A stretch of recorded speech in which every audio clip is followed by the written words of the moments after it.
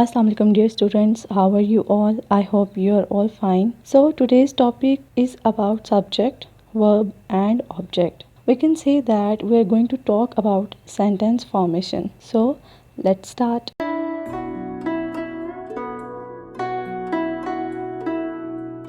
Before starting the lectures for pronouns, I thought you should know about sentence formation, how the sentence is actually formed. To make a sentence, we need three things. We need subject, verb, and object. In linguistics, we represent the formation with S, V, and O. S stands for subject, V stands for verb, and the O stands for object. So that is the rule for making the sentence. If we put verb first, then subject and object, this will not count as a sentence. We have to put subject first, then verb, and at the end we put object. Here comes the question, what is subject? A subject is a part of sentence that contains the person or thing performing the action in a sentence. Traditionally, the subject is the word or phrase which controls the verb. In simple words, they are the ones who do the work in the sentence. And in the subjects, only two parts of speech take part. They are the nouns and pronouns. I have already given a detailed lecture on nouns and on their kinds also, so you can watch the videos. After this video, I'll explain pronouns in detail also. Only nouns and pronouns do the work in sentences. For example, I record a video. In this sentence, I, which is a subject because it is doing the work. You listen to this video. In this sentence, you are the one who is doing the work. The second part is the verb in the sentence. Verb is basically the work itself. So it's a word that in syntax means sentence, conveys an action or an occurrence or a state of being. So in simple words, it is a word used to describe an action or a state in which you are currently in.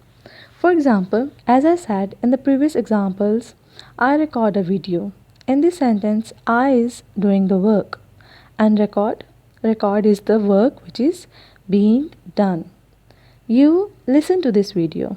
In this sentence, you is the subject, listen is the verb because it is the work being done. What are objects? Objects can be little complicated and confusing also because generally there are three types of objects found in a sentence. So first I'll talk about simple sentences object, which is also known as direct object. So what's the definition of the direct object? In English grammar, an object is a noun or a noun phrase or a pronoun that is affected by the action of a verb. In simple words, they are the nouns or pronouns on which the work is done. For example, as I said in previous two examples, you listen the video. You, as you know, that is the subject, work, the listen, that is also known as verb. And what is the video?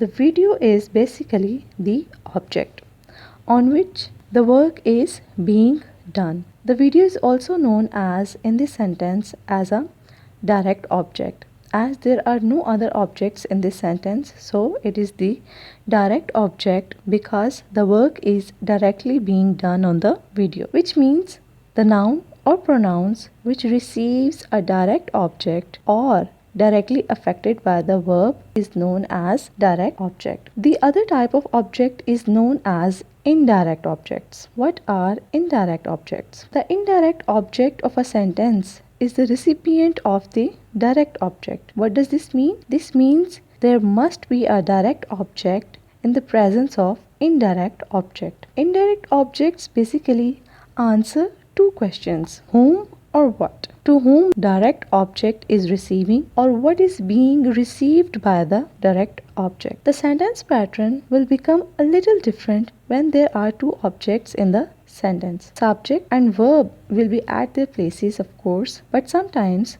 the direct object comes first, then indirect object, and sometimes the indirect object comes before the direct object. The sentence pattern can become like that: subject, verb, direct object, and indirect object at the end. And sometimes subject, verb, indirect object comes before the direct object. For example, in this sentence, Jack caught the fish. Fish is directly affected by the verb. Jack is the one who is doing the work, which is catching the fish. Jack, subject, caught, verb, and the fish is directly affected by the action which is doing by the Jack. He gave her the fish.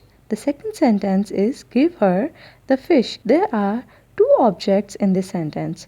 The fish is direct object because the work is directly done on the fish. But to whom the fish is being given? To whom? It is her, which is a pronoun, and her is a indirect object. So here is a simple trick you can also use when you are identifying the direct or indirect object. Direct objects can be both person or things also, but indirect object, when comes in the presence of direct object, the indirect objects are always persons or animals. They are not things. Okay, when you are identifying the indirect object, you have to see or look for the person which is in the sentence. Okay, the third type of object are those objects that are with the prepositions. For example, cook without salt. Jack caught the fish. He gave the fish to her sister. Then he said, cook without salt. Cook is the verb, without is preposition, and salt is the object, which is being determined with a preposition.